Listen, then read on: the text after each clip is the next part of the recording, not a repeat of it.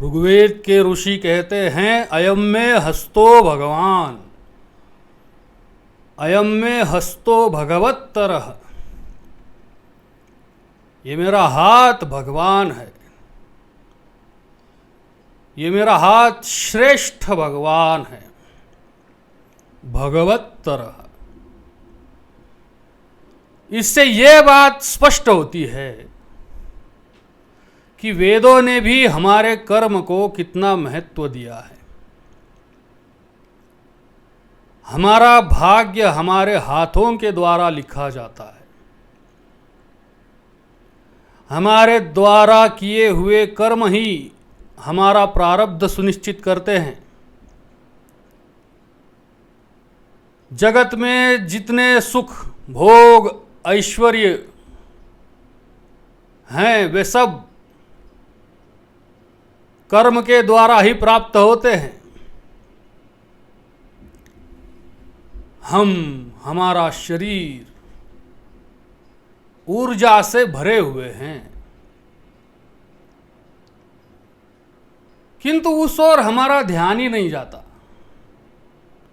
और हमारी ये ऊर्जा व्यर्थ चली जाती है।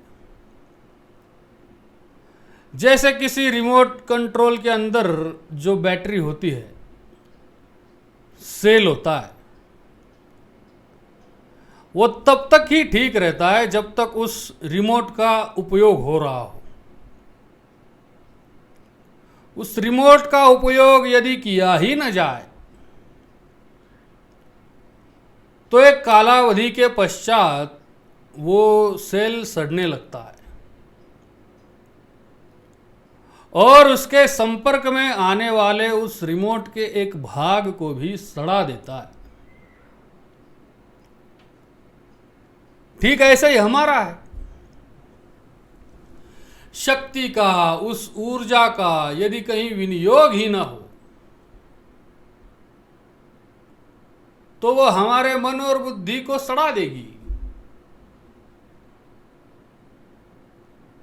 और दीवार पर टंगी किसी घड़ी की ओर देखो,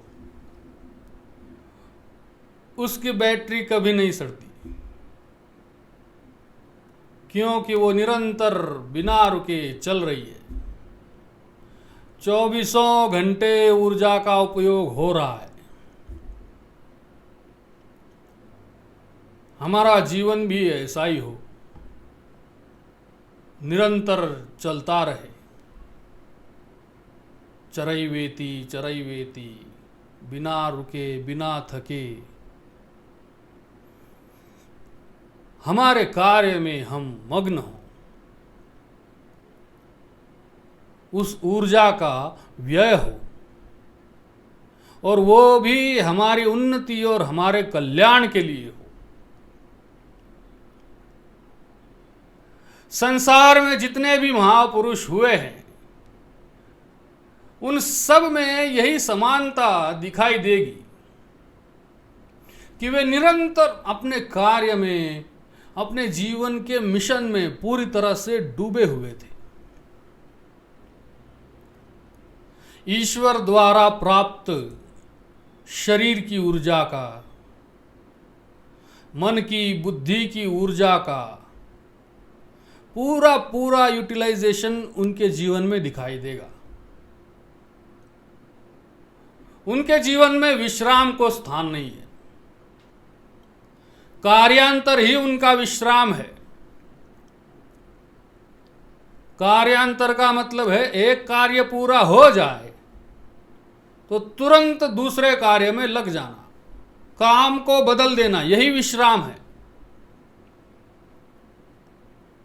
तो अयम में हस्तो भगवान, अयम में हस्तो भगवत्तरः। हमारे हाथ में ईश्वर है। हमारे हाथ में ईश्वर के अवतरण का नाम कर्म है। हमारी बुद्धि में ईश्वर के अवतरण का नाम है ज्ञान और हमारे हृदय में ईश्वर के अवतरण का नाम है भक्ति। हमारे हाथ में ईश्वर है, हमारे हाथ के अधिष्ठाता देव इंद्र हैं।